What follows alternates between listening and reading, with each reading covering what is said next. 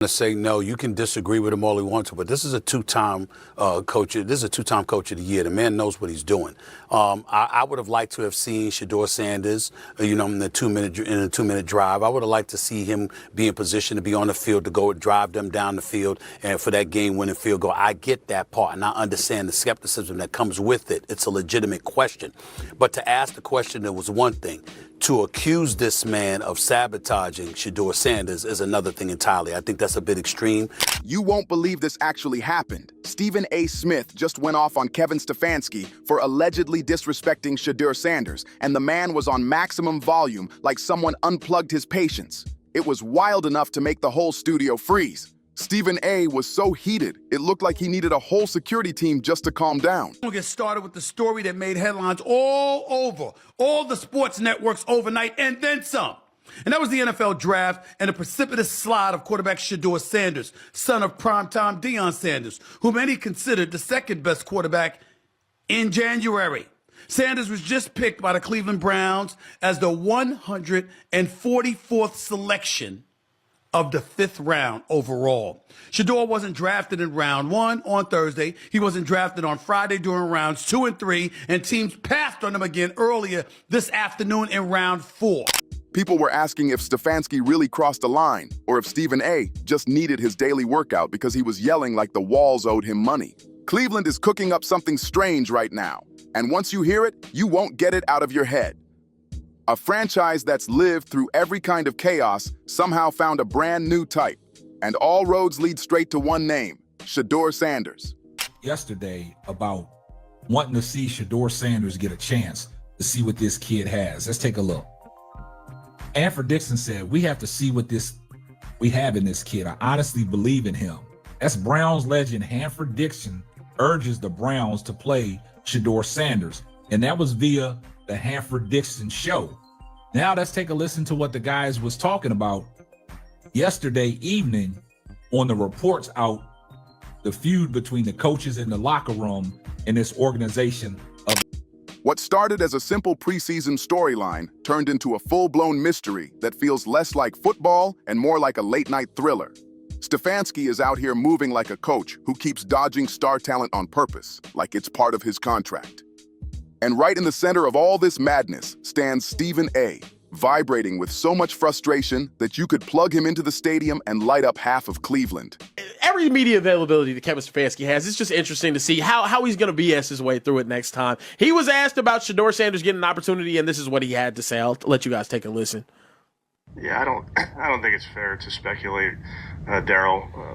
We're committed to getting better as an offense. Dylan is certainly committing to improving every which way he can, and all the while, all of our players, young players, are developing and working so hard behind the scenes to make sure that they're getting better on a daily basis. Cut it off. Coach speak again. Cut it off. More and more and more coach speak.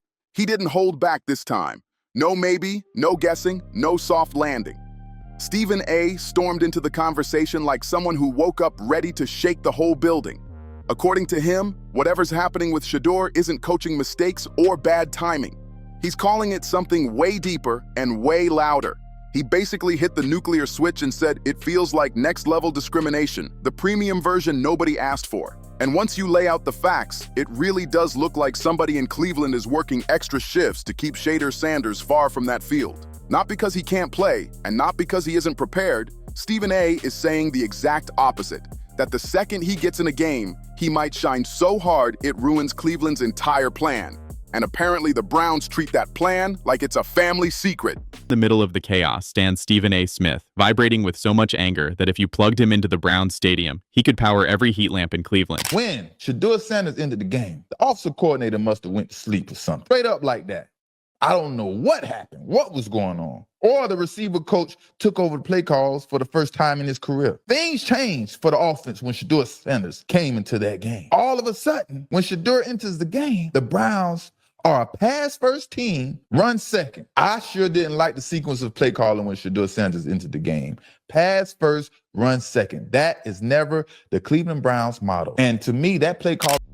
Then came Stefanski's explanation, and it sounded like something scribbled on a napkin right before the cameras turned on.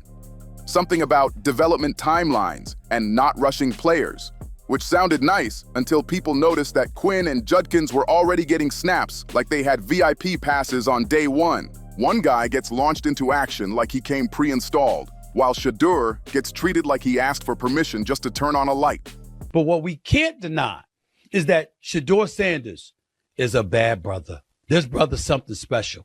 Okay, his poise in the pocket, his athleticism, his willingness to stand in there amongst the giants and take hits, take punishment. Got to give credit where credit is due. He only got sacked once, but he was running for his life half the damn time he was out there. But his ability to continue to make plays under duress, I believe, cements him as a surefire first-round pick and one of the top 2 quarterbacks that's going to go in next spring's NFL draft. Fans weren't buying any of it. They started connecting dots fast, and suddenly, the whole conspiracy board lit up like downtown Vegas. The pattern looked too clear. Stefanski loves talking about building around young talent, yet every time the brightest young quarterback on the roster steps up, the message turns into, slow down, not ready. Stephen A. hit a point where he refused to play along anymore, and he said it loud, like he was ready to return the whole franchise for store credit. For unusual play calling when Shedeur is playing. Then I'm thinking he has to get a chance to run this 2-minute drill. He has to get fair play calling, and they have to call plays correctly in this 2-minute drill. There's no way sabotage this 2-minute drill.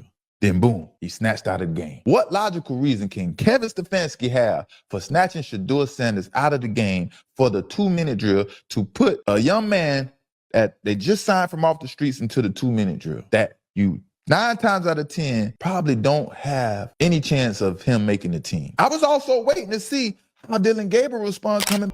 He tore into the Browns with zero hesitation, and honestly, it's hard to blame him when the only person acting like nothing was wrong was the guy with the headset on. But then, things took a heavier turn because Stephen A. brought up a real conversation the league has faced for years. He said this situation with Shedeur reminded him of the long-running debate about how different quarterbacks get judged based on style and personality. He pointed out how swagger from some quarterbacks gets labeled grit and fire, while the same confidence from others sometimes gets twisted into attitude or not fitting the system. Fans have talked about this for years, and Stephen A. believes it still shows up in subtle ways today. I can't explain what they're doing either. You have a coach who won't even say his name. And do you realize that ever since our Justin Cooper broke the viral video interview of Shedeur, right, where he said, I'm better than what I see out there and all that, they have stationed a PR rep at all times watching Shedeur in the locker room to make sure, to intercept, let's say, any interview attempt. You think they don't like when he talks? Well, I don't know, but it just seems like that interview was a turning point. On camera, the league loves to talk unity and progress, but behind the scenes, players have admitted the vibe can feel different. So when a young quarterback like Shedeur shows skill, presence, and confidence, Stephen A. said it should be celebrated loudly, not treated like something that makes people nervous. He said it feels like the league still hasn't decided whether strong, confident young quarterbacks are allowed to shine freely or only when they stay quiet and small. This isn't just about a benching anymore. It's about all those unspoken rules that have shaped careers for years, and that's why Stephen A.'s rant blew up way past normal sports talk. He didn't just call out Cleveland, he called out a pattern the league hopes people stop noticing. It's been up in Cleveland. I watched the Cleveland Browns, and listen, I don't wish on no man's downfall. I don't. Dillon Gabriel, I don't know him. I hope he goes out there. He's a rookie and plays well. But when I watch Dillon Gabriel play the game, this Cleveland Browns team scores 1 to 2 touchdowns a week. Dillon Gabriel does not play good football. He makes 1 to 2 good throws a game, and he probably has 1 good quarter a game. If I'm on that Cleveland... Inside the Browns building, the vibe is so tense it feels like everyone's tiptoeing on eggshells soaked in rocket fuel. Reporters won't let it die. Fans won't let it die. Stephen A. definitely won't let it die. And now word is, even players in the locker room are starting to question what's really going on. And when the vets, the calm ones, the neutral zone of every roster start whispering, that's when you know something's off.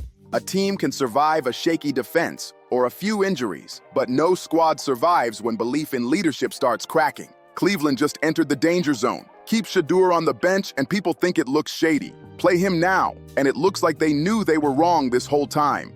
Either way, the countdown is already loud, and the fans are inches from pulling up with foam finger pitchforks. Some coaches handle pressure like champs. Others fall apart like cheap headphones under a little stretch. And Cleveland is about to find out who Stefanski really is. I think that everything we heard, we saw the screenshot or whatever, whenever they flashed to the Browns war room after the Shedeur Sanders picked, and everybody looked like somebody had died in the room. And then they came out afterwards when they were asked about it, and they said, "Oh, that just didn't time up, correctly with the broadcast."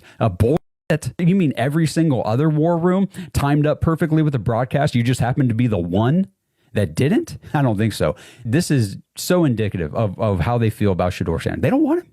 They don't want him. That's what I believe. Because the second Shedeur steps on that field, two things are guaranteed. The Browns are stuck in a wild situation because the moment they finally let Shedeur play, they either unlock the most electrifying quarterback they've had in years, or they reveal they knew exactly what they had and kept him buried anyway. And that's why this story just refuses to fade. Shedeur isn't slipping out of the spotlight. He's becoming the center of the whole show.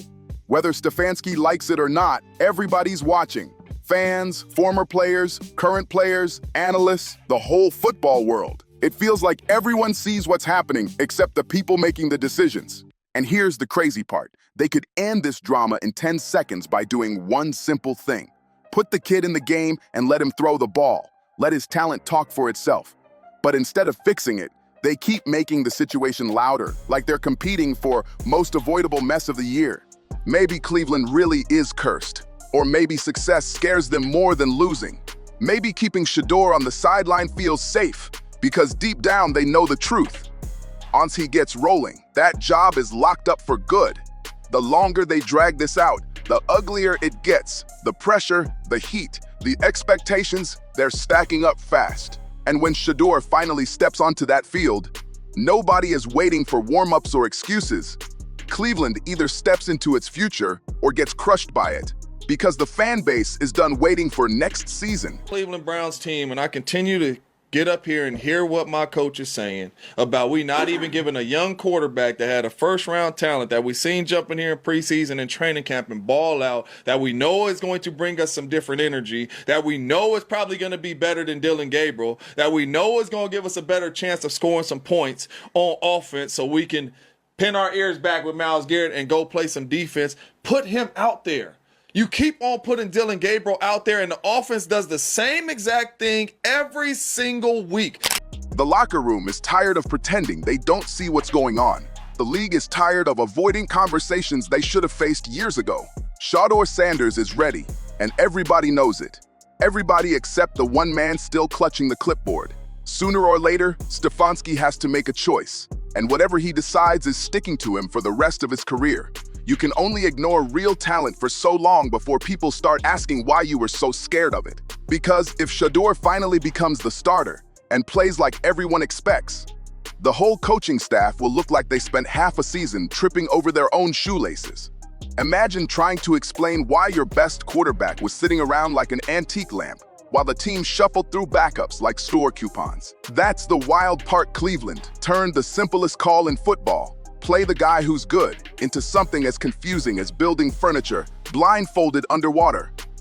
One clean pass from Shedeur could make every decision in this mess look ridiculous. And that's why the pressure keeps exploding. Because once Shedeur hits the field and performs, every excuse vanishes instantly. No smoke screens, no cute explanations. Just one loud question from everybody watching. Why did the Browns act like he was still learning how to tie cleats? And this is the part where the whole situation turns almost poetic. Shedeur doesn't need to campaign, complain, or stir up drama. He just keeps showing up, stacking good reps, staying focused, and letting the pressure shift. Now, it's Stefanski, who has pressure following him around like a stray dog that refuses to leave. It's not only fans locked in anymore. Rival teams, scouts, agents, everybody's watching Cleveland like, if you don't want him, we'll take him. The Browns are sitting on a lottery ticket and acting like it's a grocery receipt. They're trying to control the fire while pouring gasoline on it and calling it strategy. If they had made Shedeur QB from the start, nobody would have blinked. But now every minute he stays benched looks like evidence. Every snap he doesn't get becomes another viral moment.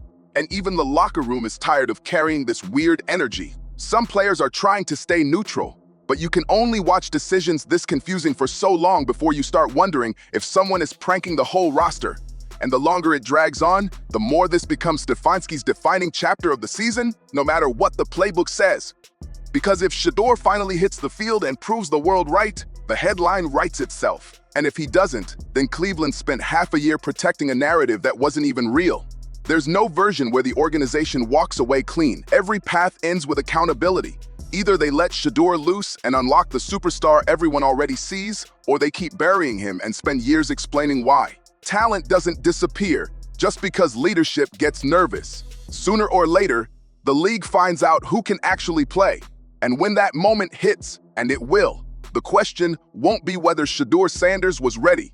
The real question will be why Cleveland worked so hard to hide it. Make sure to subscribe, like, share, comment, and I'll see you on the next one.